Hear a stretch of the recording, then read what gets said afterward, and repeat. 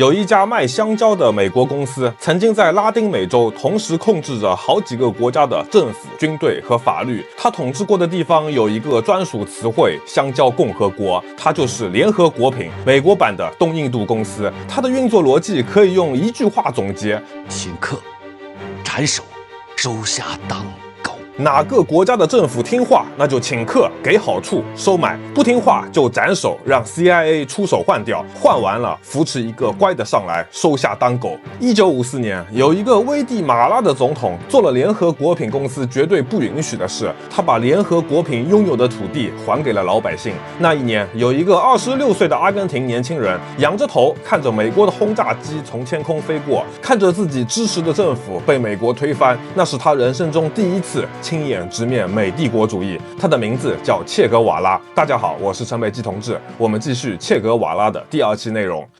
1953年7月，格瓦拉博士毕业了，摆在他面前的是一条康庄大道、高薪诊所、体面工作、上流社会的生活。他的家世和学历足以让他顺顺当当过完这辈子，但他偏偏不想过这辈子。他本可以开一家专治过敏的诊所，变得非常富有，但他说那将是对我内心2个我最可耻的背叛，一个社会主义者和一个永远在路上的漫游者。他脑子里一直转着一个问题：为什么拉丁美洲的老百姓要这样被美国剥削？为了寻找这个问题的答案，格瓦拉抛弃一切，选择再次出发。很快，他就发现了一个惊人的事实：拉丁美洲的每一个问题背后，都有一家叫联合国品的美国公司的影子。在拉丁美洲，这家公司已经不能用企业来形容了，它是一个国中之国。它旗下的每个庄园、每个工厂都有一套自己的法律体系，它拥有自己的军队，它甚至可以在庄园里随意逮捕和处死工人。这是工人吗？不，这是奴隶。而且这样的决定完全不需要任何审查，因为他们还能控制当地政府的法律，比如劳工累死，合理合法。但是有人如果胆敢将人民的财富分给人民，这是不合法的，这是强盗。这一切震撼了格瓦拉。学医真的能救拉丁美洲吗？答案是不能。他和鲁迅先生想通了同一件事：医生只能治身体的病，治不了社会的病。要想真的救这些人，靠的不是手术刀，是革命。1953年12月，格瓦拉写信给舅妈，第一次明确亮出了自己的立场。我在一幅斯大林同志的画像前宣誓，在看见这些资本主义跨国公司消失前，我不会停歇，我将完善自我，继续吸收成为一名真正的革命者所需的一切养分。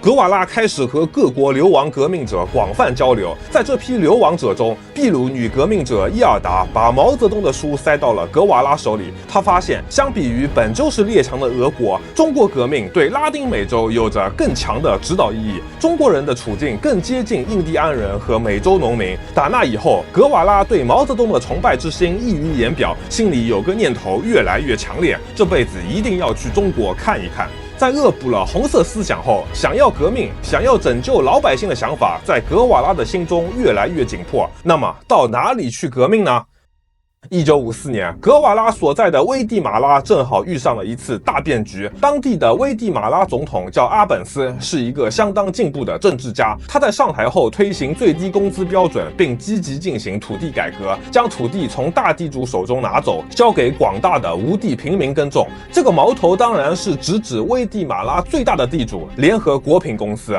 阿本斯的做法得到了广泛的民众支持，也极大的鼓舞了南美革命者们的士气。眼看形势不妙，联合国品公司直接联系的包括时任美国总统艾森豪威尔、中情局局长杜勒斯这些在世界上最有权势的人。在联合国品公司的游说下，美国政府决定推翻阿本斯。他们宣称危地马拉政府已经被共产主义者控制，如果坐视不管，共产主义就会在中美洲壮大。In 1950, Guatemala had the first communist-dominated government in the Western Hemisphere. 这些指控全部都是荒谬的。阿本斯辩解称，危地马拉只是一个10万平方公里的小国，这里没有共产主义，我只是给予了共产党一定的活动自由而已。但美国政府是不跟你讲道理的。1954年3月，在美洲国家组织会议上，美国堂而皇之地宣布，如果某个成员国处在共产主义控制中，且构成了对西半球的威胁，那就可以对其进行武装干预。在做好一切准备后，艾森豪威尔亲自批准，决定实施胜利行动计划，推翻阿本斯。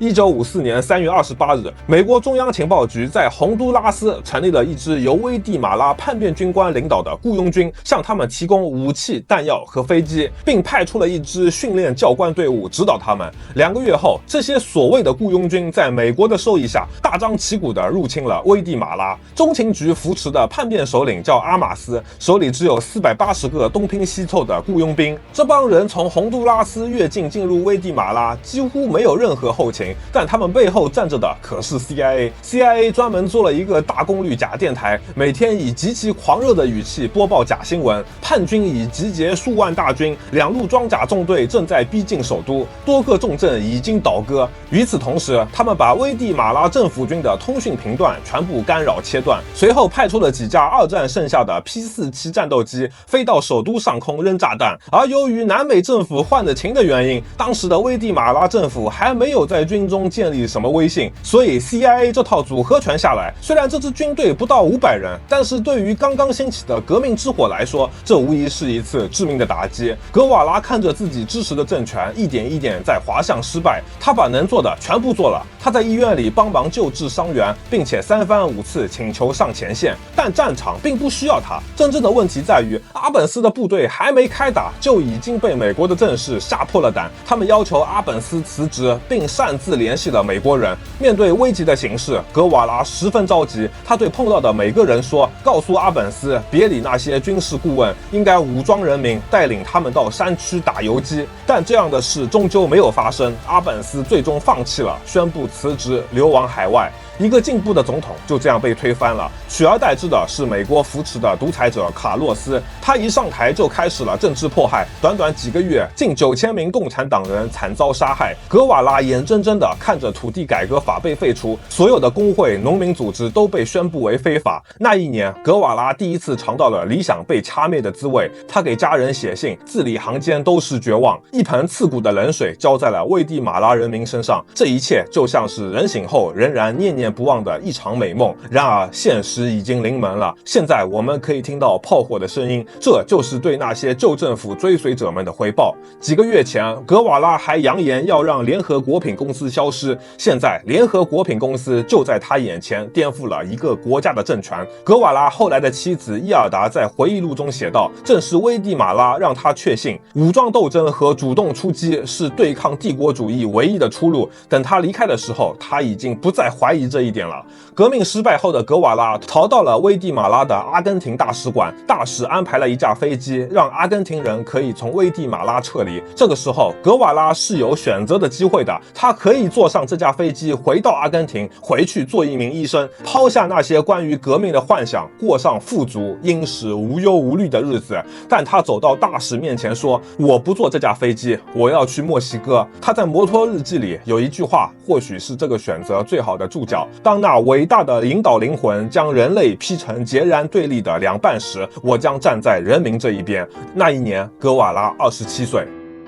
墨西哥在当时是流亡者的天堂，在这里有各种各样的意见者、革命者，还有乔装打扮的各国间谍。卑鄙和高尚，理想和阴谋在这里碰撞。格瓦拉在墨西哥一边流浪，一边寻找着革命的出路。终于有一天，格瓦拉等来了他的命运。他和当年在危地马拉认识的古巴革命者尼科·洛佩茨重逢了。尼科带来了一个好消息，古巴革命的领袖就快要从监狱里放出来了，可以安排格瓦拉见上一面。这是命中注定的相遇。见到卡斯特罗之前，格瓦拉已经听过太多关于他的传说，但在真正见到他之后，格瓦拉还是忍不住感叹道：尼科说的是对的，如果有谁能在何塞马蒂之后成就一番有益于古巴的事业，那这个人就是费德尔·卡斯特罗。1955年7月，墨西哥城，27岁的格瓦拉和28岁的卡斯特罗坐在一起，从傍晚谈到了黎明。两个人有着同一个执念，把美国扶持的独裁者赶下台，建立一个公平独立的国家。